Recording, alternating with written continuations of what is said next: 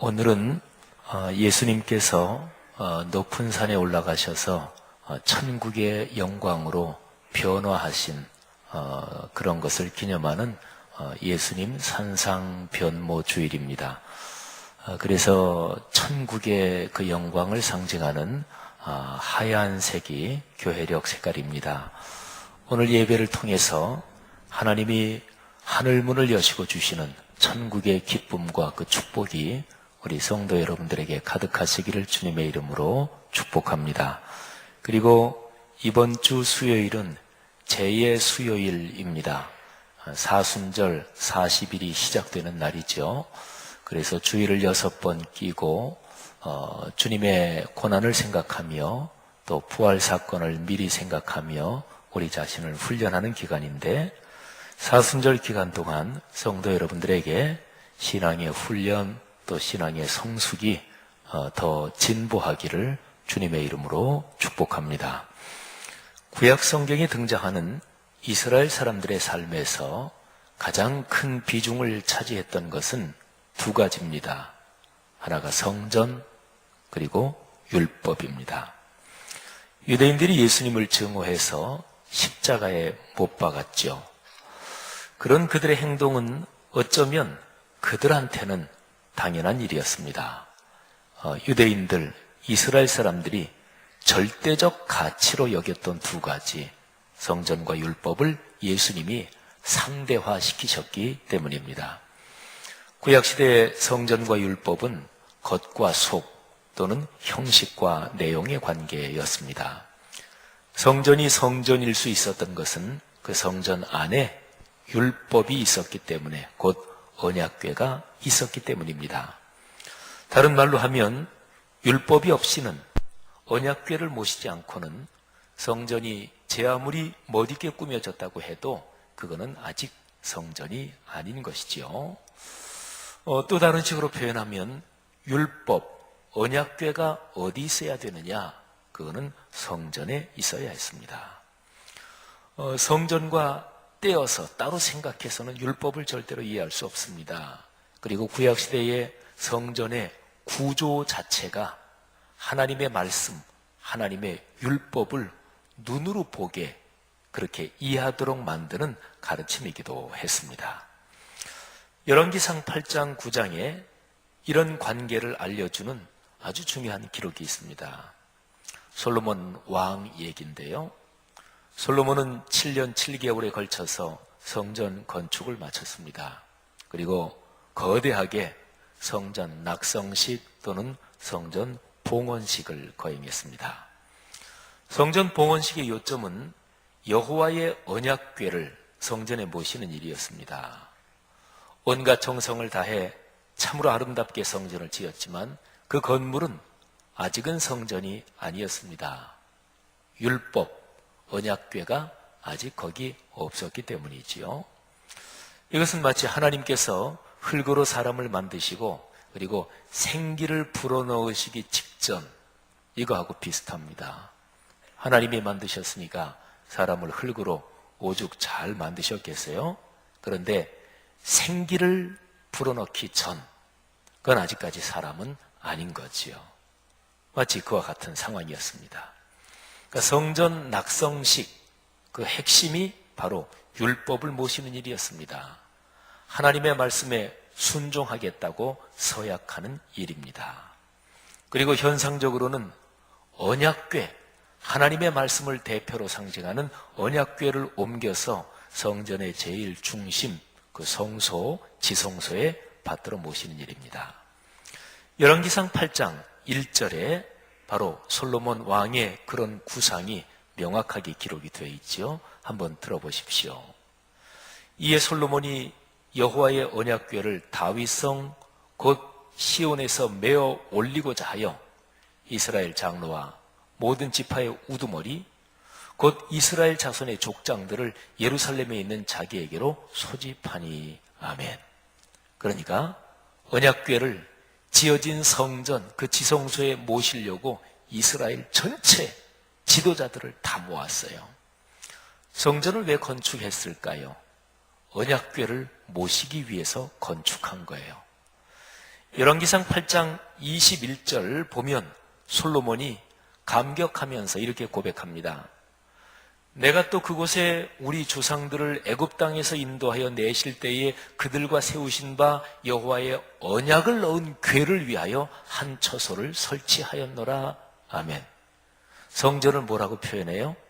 여호와의 언약을 넣은 궤, 그 궤를 모시는 처소가 바로 성전인 거지요. 오늘날로 말하면 성전은 교회라고 얘기할 수 있지요. 교회는 왜 짓습니까? 교회 공동체는 왜 존재합니까? 거기에 하나님의 말씀, 거룩한 진리의 말씀, 그거를 위해서 교회 건물 또는 교회 공동체가 존재하는 것이지요. 자, 성전 낙성식, 봉헌식이 끝났습니다. 그리고 하나님께서 솔로몬에게 나타나십니다. 그리고 성전과 연관된 축복을 약속하십니다. 여러분, 이 부분을 잘 귀 기울여 들으십시오. 그리스도인으로 살아가면서 우리는 거룩한 공교회를 믿고 섬기며 살아갑니다. 아까도 사도신경 암송하며 고백하셨지요. 나는 거룩한 공교회를 믿습니다. 거룩한 공교회와, 이게 바로 구약으로 말하면 성전이고 신약 성경으로 말하면 교회 공동체 거룩한 공교회예요. 누가 복을 받나요? 거룩한 공교회를 믿습니다. 사도신경에서 고백하는 대로 그렇게 사는 사람이 복을 받습니다. 자, 그러면 구약시대에 성전과 연관된 축복, 그걸 하나님이 솔로몬에게 말씀하세요. 그러니까 최초의 성전, 그게 솔로몬 성전인데 그거 완공하고 봉헌식 끝나고 하나님이 약속하시는 거예요. 이 말씀을 잘 들어서 여러분 자신이, 여러분의 가정이 아들, 딸, 손녀, 손자 주님 재림하실 때까지 대대로 성전, 교회와 연관된 축복을 받으시기를 주님의 이름으로 축원합니다. 자, 그 축복의 핵심이 뭐냐면요, 내가 여기 있겠다. 내가 같이 있겠다. 임마누엘이지요. 하나님이 우리와 함께 계시다. 그런데 중요한 것이 있습니다. 이 약속은 무조건적인 약속은 아니에요. 조건이 붙어 있습니다. 다행스럽게도 조건이 복잡하지 않아요. 딱 한 가지입니다. 율법, 곧 하나님의 말씀을 지키는 것입니다. 하나님의 말씀이 삶으로 이어지는 것입니다. 이 조건을 지키지 않을 때에는 오히려 성전이 파괴될 것입니다. 자, 두 가지를 볼까요? 축복의 약속, 그리고 조건을 차례로 보겠습니다. 먼저 축복의 약속입니다. 열왕기상 9장 2절 3절입니다. 잘 한번 귀 기울여 들으십시오. 하나님의 말씀입니다. 여호와께서 전에 기브온에서 나타나심 같이 다시 솔로몬에게 나타나사 여호와께서 그에게 이르시되 네 기도와 네가 내 앞에서 간구한 바를 내가 들었은즉 나는 네가 건축한 이 성전을 거룩하게 구별하여 내 이름을 영원히 그곳에 두며 내 눈길과 내 마음이 항상 거기에 있으리니. 아멘. 하나님의 눈길, 하나님의 마음, 아니 하나님이 계신데요. 이게 축복입니다. 근데 이 축복을 듣고 혹시 실망하시는 분이 계실지 모르겠어요. 하나님 물질적으로 풍요하게 주신다는 약속은 없네요. 자녀선 잘 된다는 약속은 없네요. 건강하게 해주겠다는 약속은 없네요. 여러분, 제일 중요한 것이 있으면 나머지는 다 따라오는 것이지요. 하나님이 당신을 주시겠다는 거예요.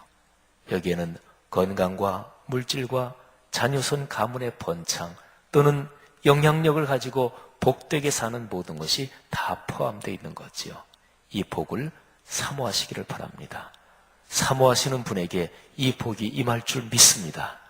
하나님이 주시는 복은 결코 싸구려나 천덕꾸러기가 아닙니다. 사모하지도 않는데, 진심으로 갈망하지도 않는데 저절로 가지는 않습니다.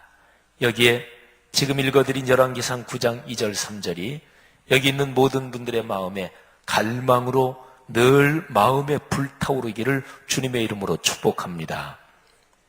그러나 조건이 붙습니다. 이미 말씀드렸죠. 바로 이어져요. 2절 3절이 축복이고 그 다음 4절이 조건인데 뚜렷합니다. 애매하지 않습니다. 하나님은 중요한 얘기를 하실 때는 절대로 애둘러서 말씀하시지 않습니다. 애매하게 말씀하시지 않습니다. 완곡하게 말씀하시지 않습니다. 아주 뚜렷하게 직접적으로 단순하게 말씀하십니다. 4절 말씀을 들어보십시오. 내가 만일 내 아버지 다윗이 행함같이 마음을 온전히 하고 바르게 하여 내 앞에서 행하며 내가 네게 명령한 대로 온갖 일에 순종하며 내 법도와 율례를 지키면, 이게 조건입니다. 한마디로 말하면 말씀대로 살면. 조건을 지키지 않을 때는 벌이 내릴 것입니다. 그것도 하나님은 애들로 말씀하지 않으시고 직접적으로 단순하게 말씀하십니다. 7절에 말씀대로 살지 않을 때, 말씀을 보듬어 안고 살지 않을 때 하나님이 내리시는 벌이 솔로몬에게 전달됩니다. 들어보십시오.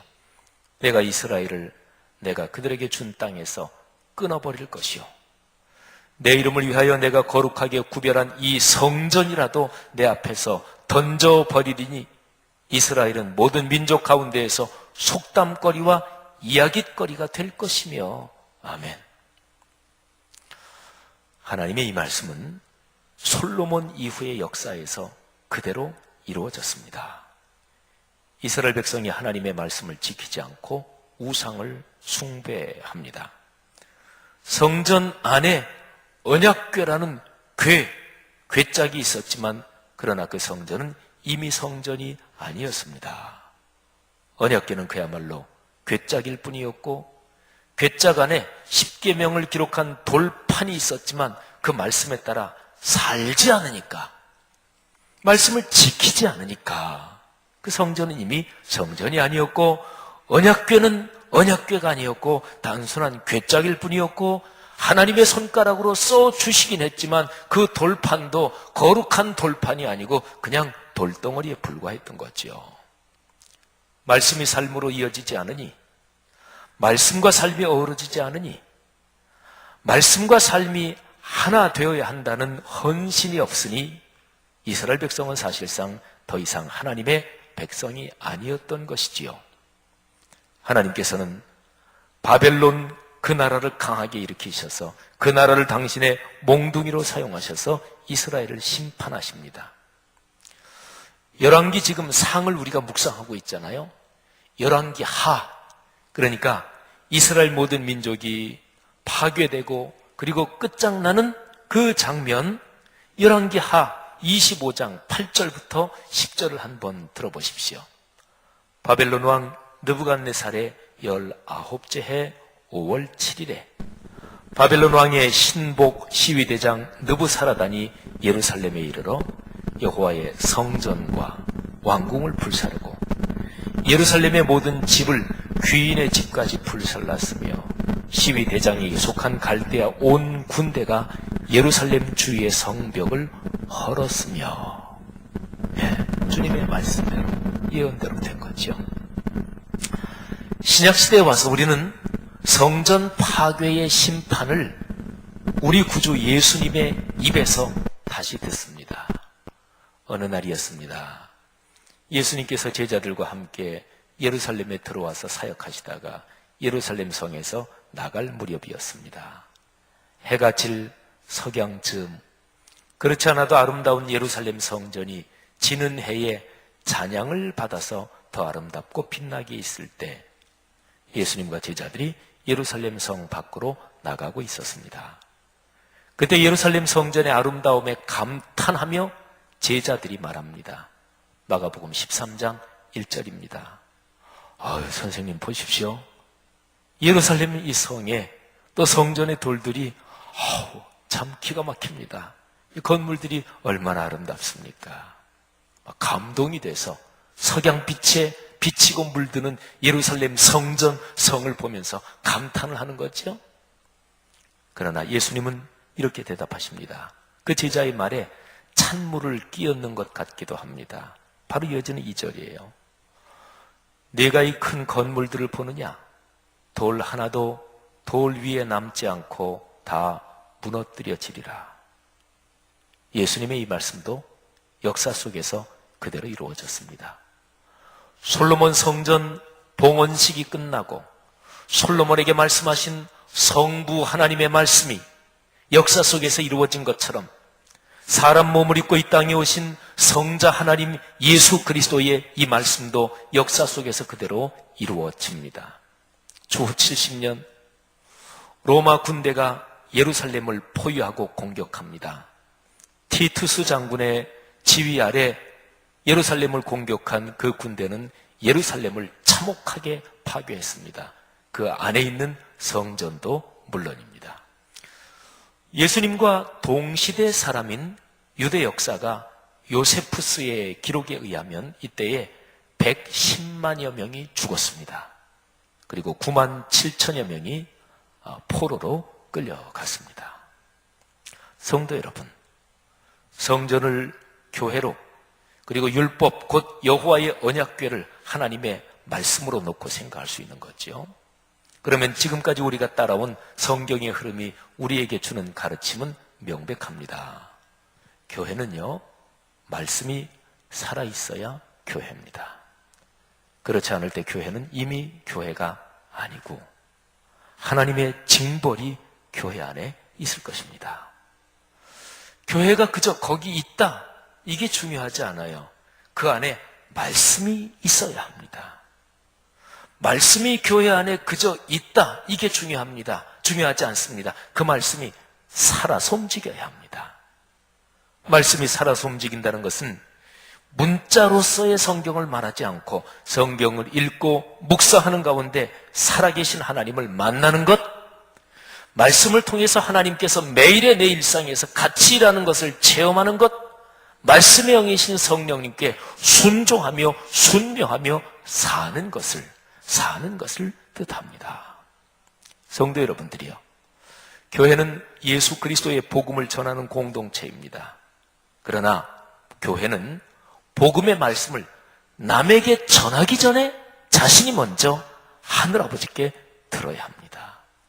전할 수 있으려면 먼저 들어야 하고 듣고 살아야 합니다. 하나님의 말씀으로 충만하지 않은 교회는 전할 내용을 이미 잃어버린 것입니다.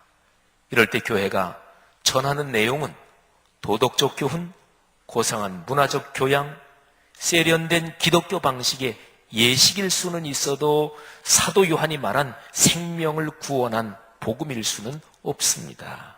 또는 교회가 복음을 전하는 게 아니라 자기 교회의 교세, 자랑, 이런저런 조직의 자리를 탐내는 것, 엉뚱한 일을 하게 되는 거지요. 사도 요한은 요한복음서를 썼잖아요.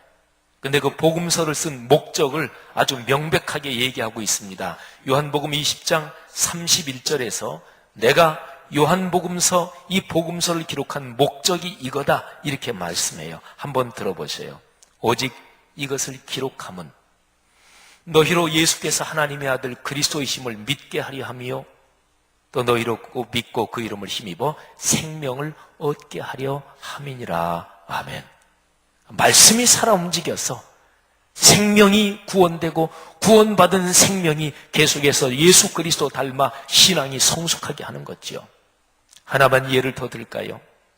무서운 핍박 가운데서도 말씀이 주는 힘으로 살았던 데살로니가 교회 성도들, 그들의 삶은 늘 이후의 모든 교회, 모든 그리스도인에게 귀감이 되지요. 데살로니가 전서 2장 13절 이 구절에 교회다운 교회, 하나님이 칭찬하신 교회, 예수 그리스도의 가슴에 있었던 그 데살로니가 교회 성도들의 삶이 어떠했는지를 다음과 같이 기록하고 있습니다. 우리 교회 성도들이 암송하는 구절이기도 하지요. 이러므로 우리가 하나님께 끊임없이 감사함은 너희가 우리에게 들은 바 하나님의 말씀을 받을 때에 사람의 말로 받지 아니하고 하나님의 말씀으로 받음이니 진실로 그러하도다. 이 말씀이 또한 너희 믿는 자 가운데에서 역사하느니라. 아멘. 성도들이여, 교회를 교회되게 합시다. 여러분이 우리가 섬기는 교회에 말씀이 살아 움직이게 합시다. 이 일에 힘을 다해 헌신합시다.